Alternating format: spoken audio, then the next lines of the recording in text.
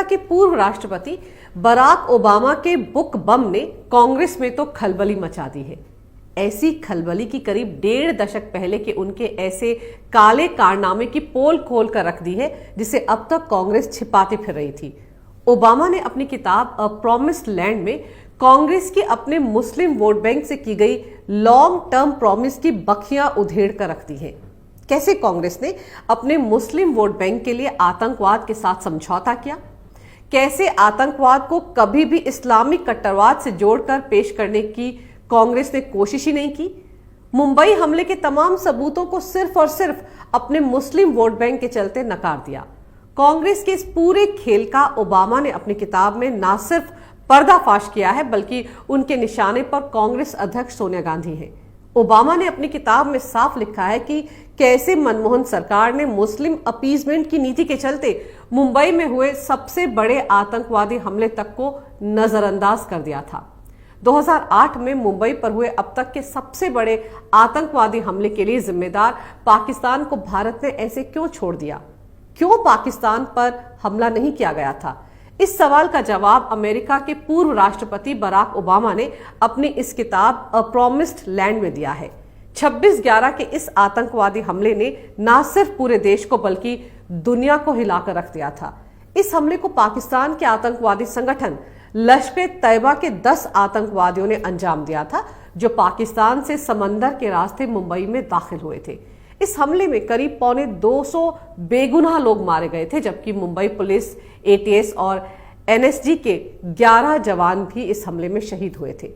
12 साल पहले हुए इस हमले को पाकिस्तान ने बहुत ही सुनियोजित तरीके से अंजाम दिया था। हमले के दौरान इन आतंकवादियों को सैटेलाइट फोन पर पाकिस्तान में बैठे उनके आका लगातार गाइड भी कर रहे थे। हमले के तुरंत बाद भारतीय खुफिया एजेंसियों को इस बात के पुख्ता सबूत मिल गए थे कि इस हमले के पीछे पाकिस्तान की फौज और वहां की खुफिया एजेंसी आईएसआई का भी हाथ था। इस पुख्ता जानकारी के पीछे हमले में जिंदा पकड़े गए एकमात्र आतंकवादी अजमल कसाब की तरफ से दिया गया इकबालिया बयान, कराची के कंट्रोल रूम में बैठे लश्कर-ए-तैयबा के आदमी और मुंबई हमलावरों के बीच पकड़ी गई कई घंटों की बातचीत थी। इतने सारे सबूत मिलने के बाद जहां पूरा देश पाकिस्तान से बदला लेने की आग में जल रहा था, वहीं उस वक्त की मनमोहन सरकार ने पाकिस्तान के खिलाफ किसी भी तरह की सैन्य कार्रवाई से साफ इनकार कर दिया था। तब हर तरफ मनमोहन सरकार के इस लचीले रवैये पर कई सवाल उठे थे। क्यों पाकिस्तान की इस बड़ी हिमाकत को भारत ने नजरअंदाज कर दिया? अब करीब 12 साल गुजर जाने के बाद अमेरिका के राष्ट्रपति बराक ओबामा ने अपनी किताब में इस सवाल का जो जवाब दिया है वो वाकई बेहद चौंकाने वाला है। उन्होंने लिखा है कि मुंबई हमले के बाद मनमोहन सिंह बहुत डर गए थे।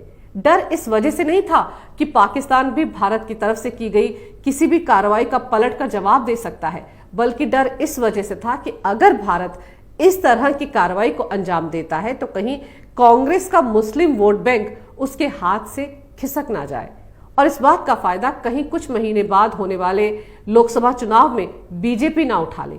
जी हां, सही सुना आपने। बराक ओबामा ने अपनी किताब में लिखा है कि सोनिया गांधी, जो कि उस वक्त यूपीए की चेयरपर्सन थी, उन्हें ये कतई गवारा नहीं था कि इस आतंकवादी हमले को इस्लामिक कट्टरवाद और पाकिस्तान के साथ जोड़कर पेश किया जाए। सोनिया गांधी पाकिस्तान पर किसी भी तरह की कार्रवाई करने के पक्ष में नहीं थी। उन्हें डर था कि ऐसा करने से कांग्रेस अपने मुस्लिम वोट बैंक से हाथ धो बैठेगी और इसका सीधा सीधा फायदा बीजेपी को होगा।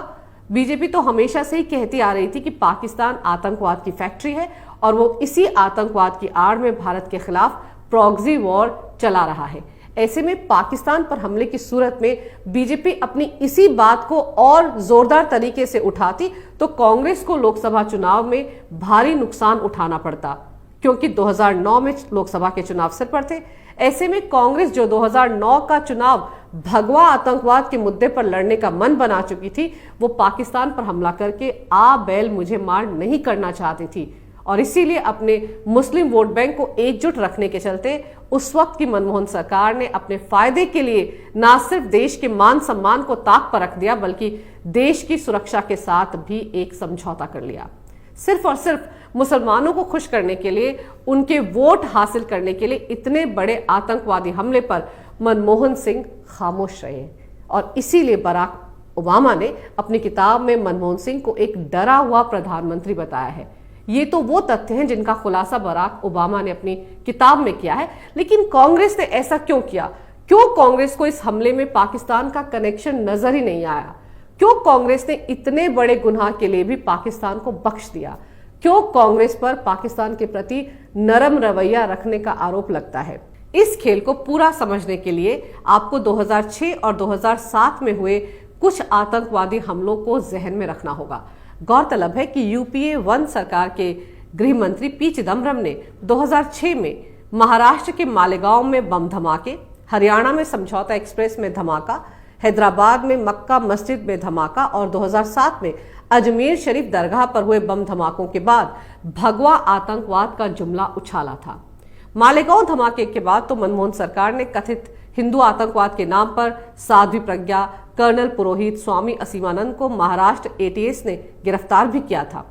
किस तरह से उन सबको प्रताड़ित किया गया था ताकि वो ये बात कबूल कर लें कि वो ऐसे हिंदू संगठन से जुड़े हैं जो आतंकवादी हमलों को अंजाम देता है।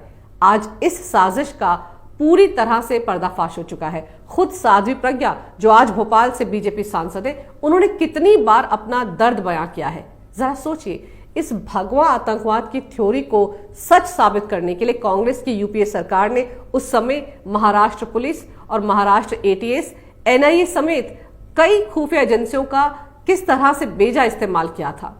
मुंबई पर हमला करने आए सारे पाकिस्तानी आतंकवादियों के हाथ पर कलावा बंधा हुआ था और उनके पहचान पत्र भी हिंदू नाम से बनाए गए थे, जिनमें पता भी बेंगलुरु का लिखा हुआ था। यानी हिंदू आतंकवाद की जो थ्योरी यहाँ कांग्रेस के नेता भारत में ना सिर्फ घड़ रहे थे बल्कि उसे एस्टैब्लिश करने में भी पूरी ताकत लगाए हुए थे, उसी थ्योरी को अमल में लाने के लिए, अपने फायदे के लिए, भुनाने के लिए पाकिस्तान भी लगा हुआ था।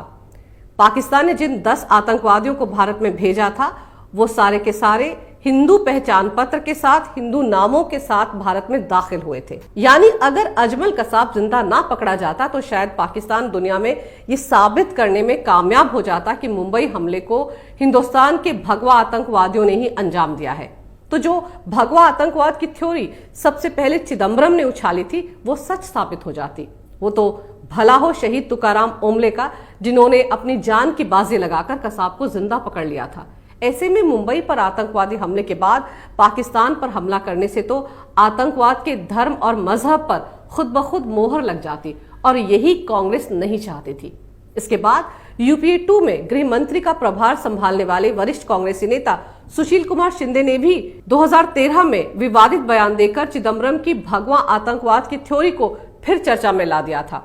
उन्होंने बीजेपी और आरएसएस पर भगवा आतंकवाद फैलाने के लिए आतंकवादी प्रशिक्षण शिविर चलाने का आरोप भी मढ़ दिया था। उन्होंने जयपुर में कांग्रेस के सम्मेलन में कहा था कि जांच के दौरान रिपोर्ट आई है कि बीजेपी और आरएसएस आतंकवाद फैलाने के लिए आतंकवादी प्रशिक्षण शिविर चलाते हैं। गौर करने वाली बात तो यह है कि शिंदे के इस बयान के करीब 1 महीने बाद राहुल गांधी ने यहां तक कहा था कि इस्लामिक आतंकवाद से ज्यादा बड़ी चुनौती हिंदू आतंकवाद है। मजेदार तो यह है कि 26/11 के मुंबई आतंकवादी हमले को भगवा आतंकवाद से जोड़ने की सारी साजिश भी हो चुकी थी और इसके लिए विवादित पत्रकार अजीज बर्नी ने तो बाकायदा 26/11 आरएसएस की साजिश इस शीर्षक से एक किताब तक लिख डाली थी। और मुसलमानों को खुश करने के लिए कांग्रेस के वरिष्ठ नेता दिग्विजय सिंह ने तो 4 कदम आगे बढ़कर इस किताब का विमोचन भी कर दिया था। हैरानी की बात यह है कि कांग्रेस की सरकार के वक्त इस तरह की पुस्तकें लिखी गई और उनका विमोचन तक कांग्रेसी नेताओं ने किया, जबकि उस समय अमेरिका तक ये बता रहा था कि मुंबई हमले में शामिल आतंकवादी पाकिस्तान से आए हैं। बस कांग्रेस के केंद्र में काबिज मनमोहन सरकार को ये ना दिख रहा था ना समझ में आ रहा था। और अगर आज कांग्रेस की उस वक्त की हिंदू आतंकवाद की थ्योरी और अमेरिकी पूर्व राष्ट्रपति बराक ओबामा की किताब में लिखे गए तथ्यों को आप जोड़ेंगे तो समझ में आ जाएगा कि कांग्रेस को पाकिस्तान से इतना प्रेम क्यों है। क्यों कांग्रेस ने पुलवामा आतंकवादी हमले पर पाकिस्तान का बचाव करते हुए बीजेपी पर ही इस हमले को अंजाम देने का आरोप मढ़ दिया था। सर्जिकल स्ट्राइक पर कांग्रेस ने ही सवाल क्यों उठाए थे। क्यों बालाकोट हवाई हमले के बाद सबसे ज्यादा कांग्रेसी परेशान थी। सीएए के मुद्दे को लेकर क्यों कांग्रेस ने हिंदुस्तानी मुसलमानों को बरगलाया। क्यों एनआरसी के मुद्दे पर मुसलमानों को डिटेंशन कैंप में बंद करने के नाम पर डराया और धमकाया। और जम्मू कश्मीर से आर्टिकल 370 हटने के बाद कांग्रेस के नेताओं और पाकिस्तान के नेताओं की जुबान एक जैसी थी। क्यों यहां जो कुछ राहुल ने बोला वही बात इमरान खान ने यूएन में जाकर बोली? आज भी क्यों कांग्रेस कश्मीर में आर्टिकल 370 बहाल करने के लिए बने विवादित गुपकर गैंग का हिस्सा है? पाकिस्तान के नेताओं और कांग्रेस के नेताओं की जुबान एक ही है, यह महज इत्तेफाक नहीं हो सकता। आज ओबामा की किताब ने कांग्रेस को पूरी तरह से आतंकवाद के साथ समझौता करने वाली पार्टी करार दे दिया है और ये तोहमत अब तो बाकायदा सबूतों के साथ लगाई गई है। यही नहीं, इस किताब में राहुल गांधी के आईक्यू लेवल और मनमोहन सिंह को प्रधानमंत्री बनाने के पीछे सोनिया गांधी की कूटनीतिक मंशा का भी खुलासा किया गया है। जाहिर है ओबामा ने पूरी कांग्रेस को एक ऐसा आईना दिखाया है कि वो चाहकर भी इन तथ्यों को नकार नहीं पाएगी। अब भले ही कांग्रेसी ओबामा पर एफआईआर दर्ज करने के लिए कोर्ट का दरवाजा खटखटा रहे हो, लेकिन सच सामने आ चुका है, क्योंकि सच को ना छिपाया जा सकता है ना परास्त किया जा सकता है। अगर आपको मेरा ये वीडियो अच्छा लगे तो कृपया इसे लाइक करें, शेयर करें और हमारे चैनल को सब्सक्राइब जरूर करें। देखते रहिए कैपिटल टीवी। अगर आपको हमारा वीडियो पसंद आया हो तो इसे लाइक करें, हमारे चैनल को सब्सक्राइब करें और हाँ, बेल आइकन दबाना ना भूलें ताकि आप तक हमारे वीडियो की नोटिफिकेशन पहुंचती रहे। आप अपना सुझाव हमें कमेंट बॉक्स में दे सकते हैं। हमारे साथ जुड़ने के लिए शुक्रिया।